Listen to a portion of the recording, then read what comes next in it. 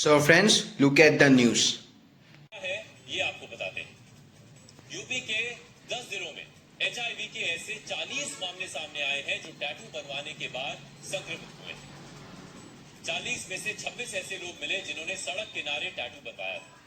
यानी टैटू का ये शौक बहुत भारी पड़ा, खासकर उन युवाओं के लिए। अगर गलती से एक व्यक्ति इन्फेक्टेड आ गया, वो इन्फेक्टेड नीडल हो गई और उसको सही से उसका स्टरलाइज नहीं किया या रिप्लेस नहीं किया, तो चांसेस है जो भी उसे टैटू बनवाएगा वो कहीं ना कहीं इन्फेक्ट हो जाएगा। So hello friends, so in my today's video I'm going to tell you first how AIDS caused after making tattoo, and second what is the significance of sterilization or sanitization. So this is the main view of the topic. So first of all, before knowing that is how AIDS caused after making tattoo, first of all you should know that what are the layers of skin, because if you know that the tattoo needle penetrates the skin, so therefore it is important to know what are the layers of skin and in which layer blood vessel is present. So first of all, see this image. So by seeing the image you can definitely say that there are three layers.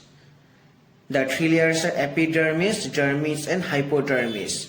Now, and you can also notice that in the dermis layer, sebaceous glands, blood vessels, hair shaft all are present. So this is the importance. So therefore that I have written that. So layers of skin. So first one is the epidermis, second one is the dermis, and the third one is the hypodermis, which is also known as subcutaneous fatty layer. And also the very important part, blood vessels, nerves and sebaceous glands all are present in the dermis layer of skin. So now I am going to tell you how tattoo needle works. So before knowing the work of tattoo needle, so first see this video. So if you see the video clearly, so you can notice that this tattoo needle, so here is penetrating the dermis layer of the skin in order to make the tattoo to be visible clearly. So this is the main importance, that this tattoo needle penetrates the dermis layer. So therefore that I have written that to make tattoo clearly, the tattoo needle has to do penetration in the dermis layer of skin. So these are the two important parts. So now I am going to tell you the main part, basically how AIDS caused from tattoo. So first of all that you should know what is the full form of AIDS. So here the full form of AIDS is acquired immunodeficiency syndrome, and AIDS is caused by HIV virus, human immunodeficiency virus. So these are the little bit informations about AIDS, but now I'm going to tell you about how AIDS is caused. So friends, see this diagram. So this layer is the epidermis, this is the dermis, and this is the hypodermis. So friends, so that is yellow colored portion is the epidermis, and this is the white colored portion is the dermis, and this orange colored portion is the hypodermis. So again, that is her dermis contains hair follicle and the blood vessels. So this is a normal. So now see that the penetration of the tattoo needle has been done, and here see that this, so here needle, so here penetrates the dermis, and also while penetrating the dermis layer, that is needle makes contact with the blood vessels of the dermis layer. So this is a very significant part that I've written that the needle is making contact with the blood vessels during the penetration of the dermis. Now the disease AIDS will occur in the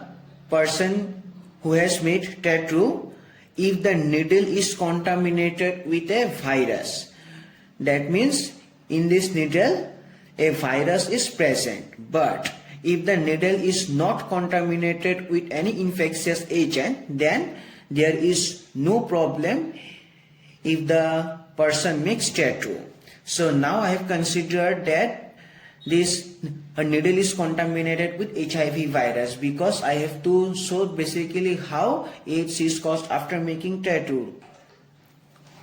So therefore that is the point that I written, when the needle is contaminated with HIV virus. So see, so this is the needle. So now that this is the, so now that, so this is the brief, so here this is the further diagram obtained from this. So now you should know that this needle has penetrated the dermis and epidermis layer, and now it is making contact with the blood vessel.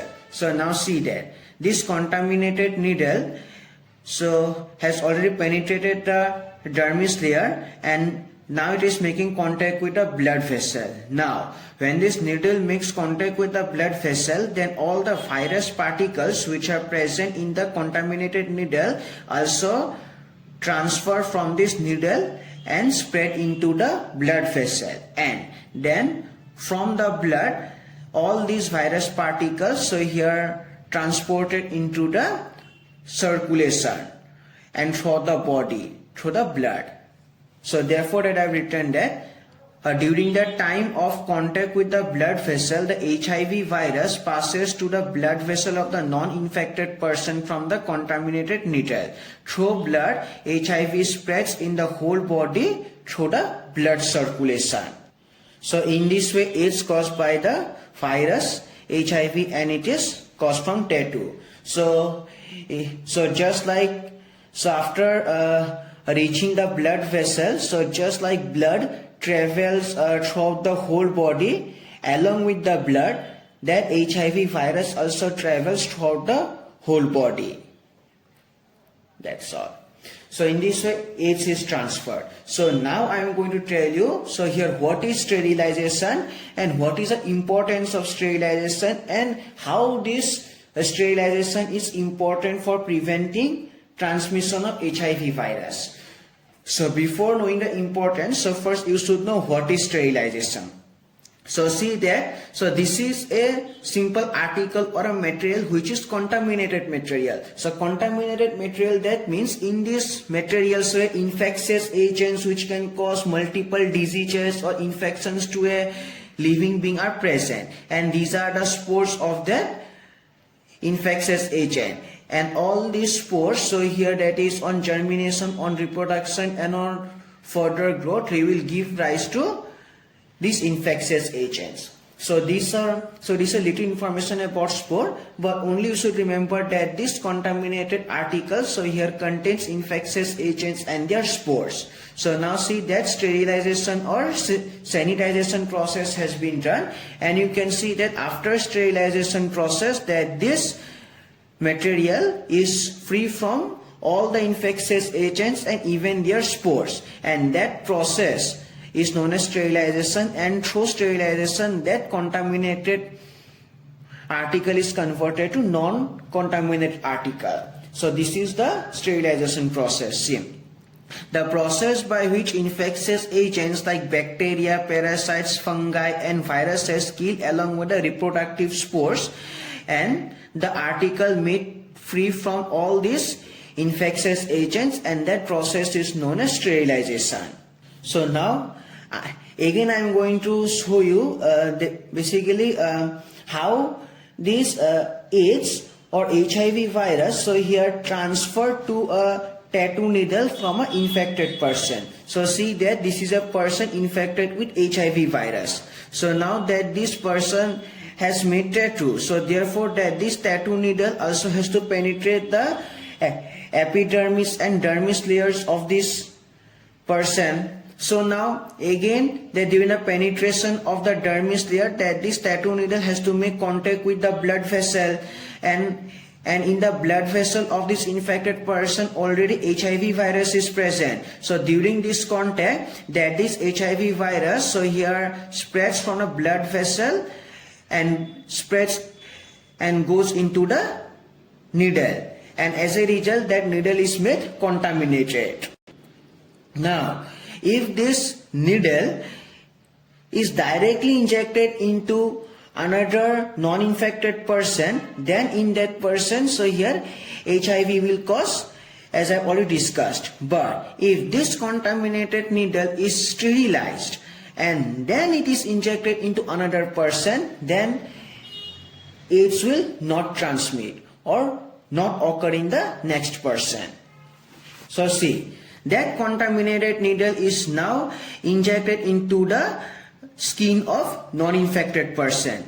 So again no sterilization, so therefore that due to the make contact with a blood vessel, so here HIV virus transmits and AIDS occurs.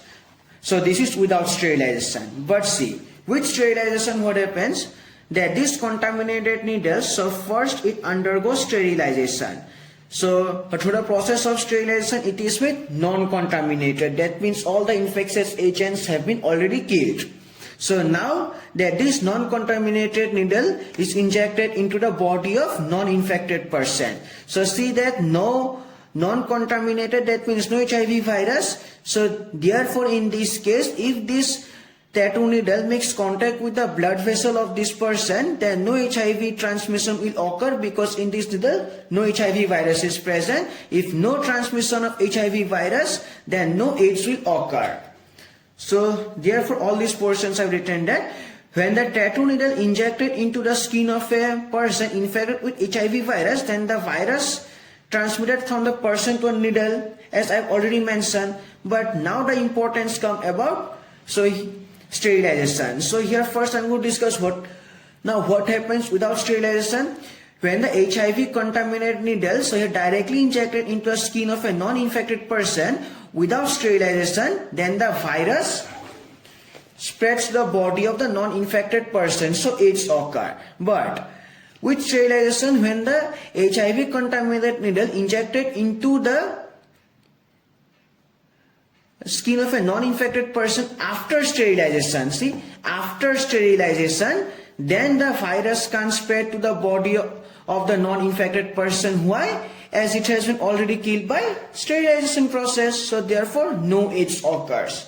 So therefore, so in today's video, the main topic that I want to discuss today is how AIDS caused after making tattoo. So the main reason is that when the needle is contaminated with a virus and it makes contact with the blood vessel during the penetration of dermis, then this HIV virus also transmits to the blood vessel, and then through blood this HIV virus transmits the whole body to cause the infection. So in this way AIDS is transmitted. So this is the point. During the time of contact with the blood vessel, HIV virus passes to the blood vessel of the non-infected person from the contaminated needle, and through blood HIV virus spreads in the whole body through the blood circulation, and in this way AIDS caused by the virus, and it is caused from the tattoo. So the first part I have discussed. Now what is significance of sterilization? So you can see that through the process of sterilization, that this contaminated needle is made non-contaminated. That means all the infectious agents which are present in the needle have been killed. So therefore there is no chance of transmission of the virus, though the needle penetrates the dermis and makes contact with the blood vessel. So therefore no chance of getting AIDS in the person. So this is the importance of sterilization. So that's all about today's video. I hope that this video helps you a lot and has given you a lot of information about sterilization and about virus AIDS. So that's all. Thank you.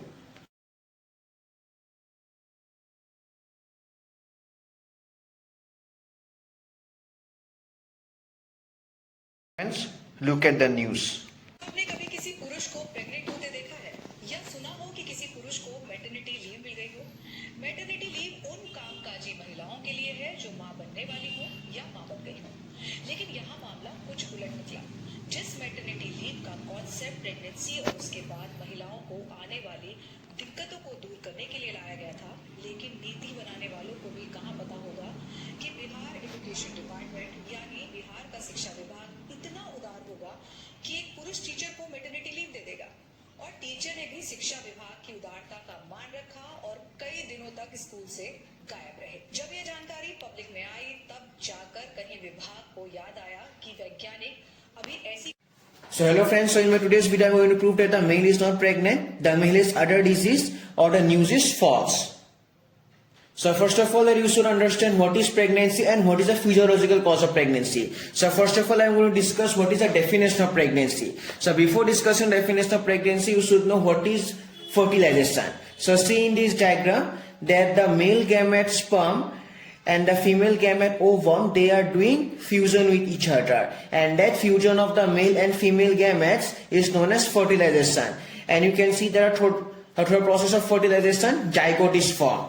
So therefore this is the main concept of fertilization. So therefore that fertilization is a process of the fusion of the nuclei of male and female gametes. And if you want to know what is the name of the male gamete, so here in this case sperm is the male gamete and the ovum is the female gamete.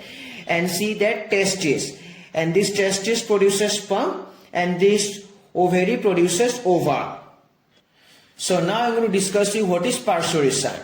So first of all, see this diagram. So here you can notice that in the image that here that is a baby is being born or the child birth is being done, and that action of giving birth to a child is known as parturition. So therefore that I have written that parturition, it is simply the action of giving birth.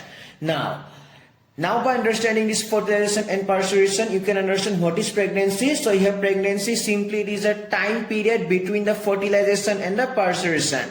So therefore that I have written that time period between fertilization and pregnancy is known as, time period between fertilization and parturition is known as pregnancy.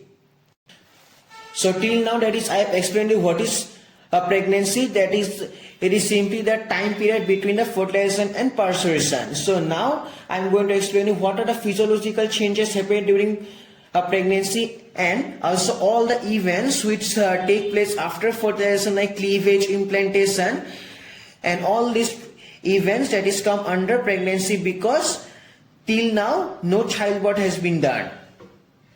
So first of all I will discuss about fertilization, but before discussing about fertilization, so let's see the structure of the sperm.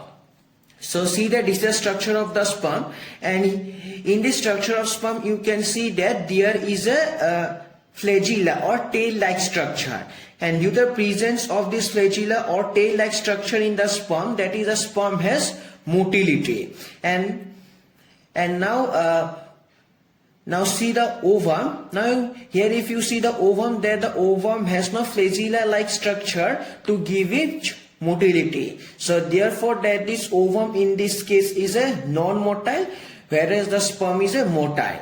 Now see the diagram of both the gametes together. So here you can notice that the ovum is a large gamete as compared to the sperm. So therefore that I can conclude that ovum is a large and non-motile gamete, whereas that the sperm is a small and motile gamete. Now, as I have already mentioned that this ovum is a non-motile gamete, and we also know that for the process of fertilization that the ovum has to be transported to the ampulla of fallopian tube, but it is produced in the ovary. So therefore that this ovum is transported from the ovary to the ampulla by the fimbriae of the fallopian tube. Now see that this is a diagram. So therefore that I have written that first of all that this ovum is a large and non-motile gamete, first point, and second that this ovum is produced in the ovary but it is transported to the ampulla of the fallopian tube by the fimbriae. And now let's talk about sperm. So here sperm is a small and motile gamete, and so friends see that this is the ampulla region of the fallopian tube, and in this region fertilization done, and due to the fertilization so here zygote formation occurs or the fertilized egg is done. So therefore that this structure A is the zygote, and therefore I have written the zygote. So therefore that the proper fertilization of the egg, that is the ovum, must be released from the ovary to the ampulla, and this is done by fimbriae. So therefore that I have written that in ampulla fertilization done. Now, so if the ovum has the capacity to get fertilized, then that ovum is not released from the female genital tract. I know that you have heard about menstruation. So in case of menstruation, you can see that the ovum which is not fertilized, it's set and it comes out from the female genital tract, and this causes bleeding. So you can also say that the fertilized capacity or the egg which has the capacity to be fertilized, that egg does not come out from the female's genital tract, whereas the egg which is dead after the during the menstruation process, that egg comes out. So therefore that A menstruation case also I've written that when the ovum is released from the female genital tract, it is dead, and this happens during the case of menstruation. So friends, see that this is the structure of a sperm. This is the head, neck, a middle piece, and the principal piece. So here see that this is the middle piece, and this middle piece of sperm contains mitochondria. And friends, see, look at this diagram. So this is the sperm, and this is the nucleus of ovum, and it's the cytoplasm of ovum. And see that there are three layers: corona radiata cell layer, zona pellucida, and this is the perivitral membrane. So that is blue color is the perivitral membrane, zona pellucida, and corona radiata cell layer. These are the three layers which act as fertilization barriers. So in order to fertilize the nucleus of this ovum, that this sperm has to penetrate all the three layers which act as fertilization barrier. So you can see that after the complete penetration of the fertilization barriers, only the nucleus of the sperm remains, whereas all the anterior and posterior plasma membranes of head disappear, and the middle piece and tail also removed.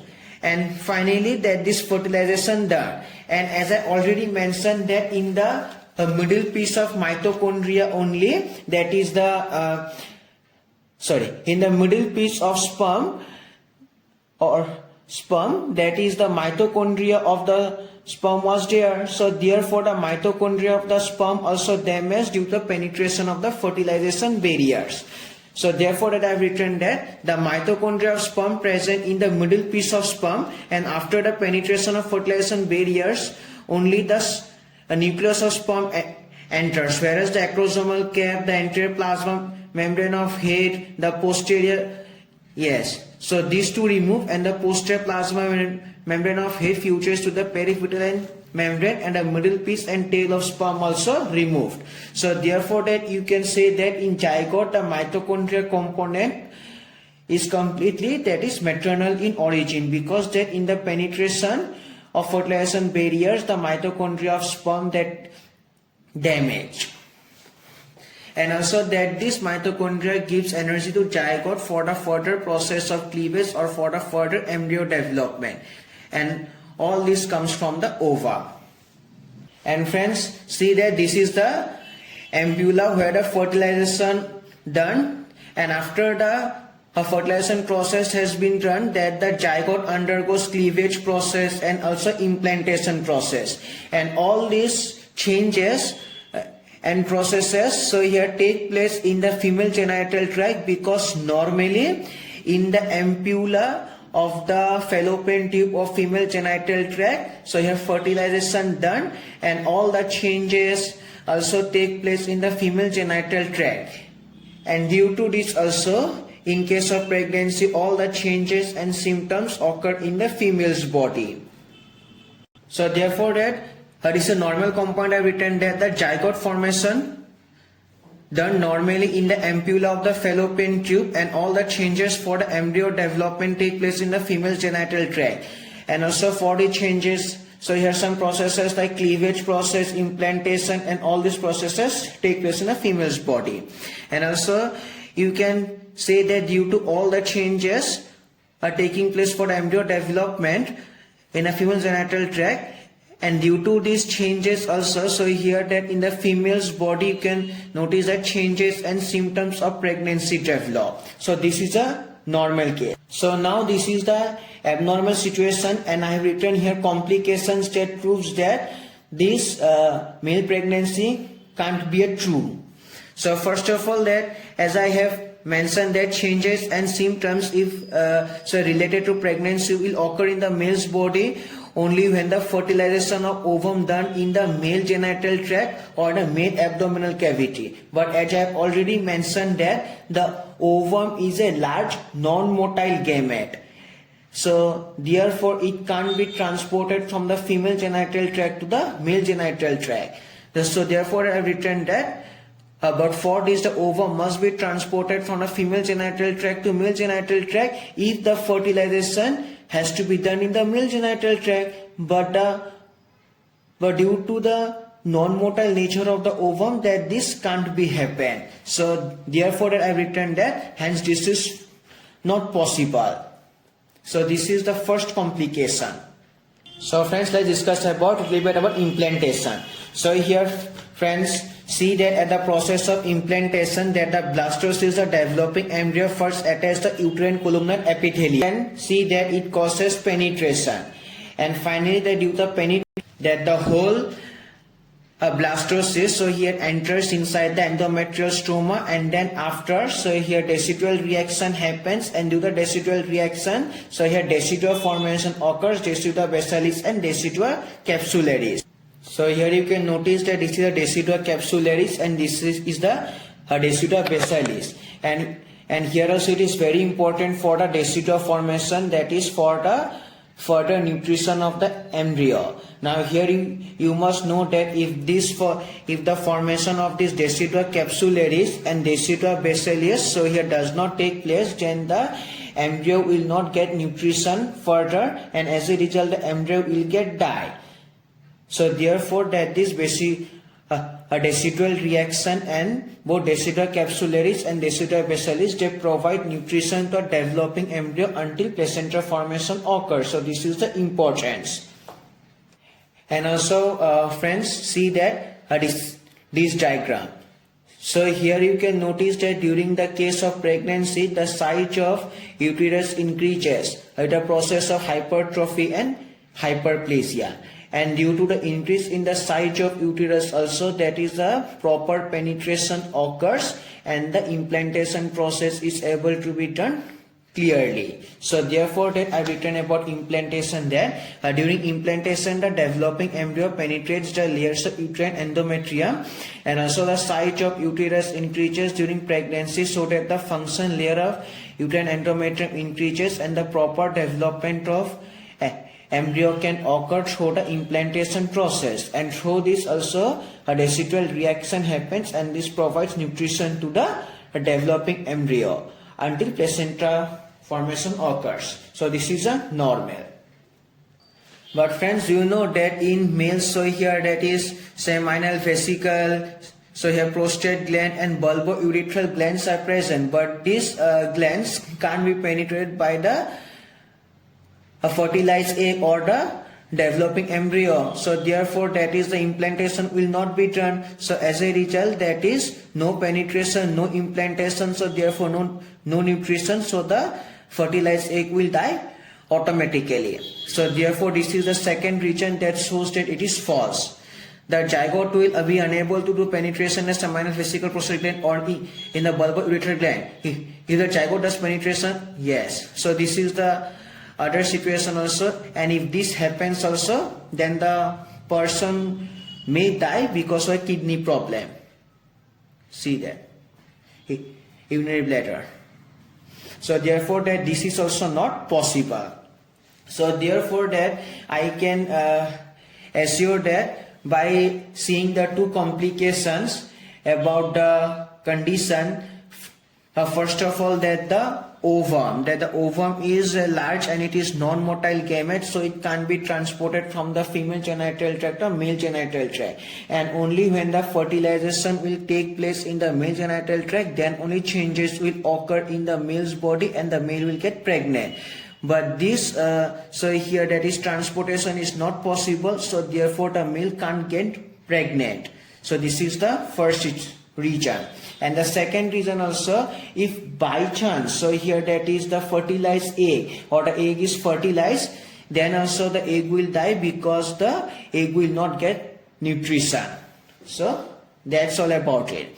So therefore in future, that is if you get such news, so don't believe that all news are false.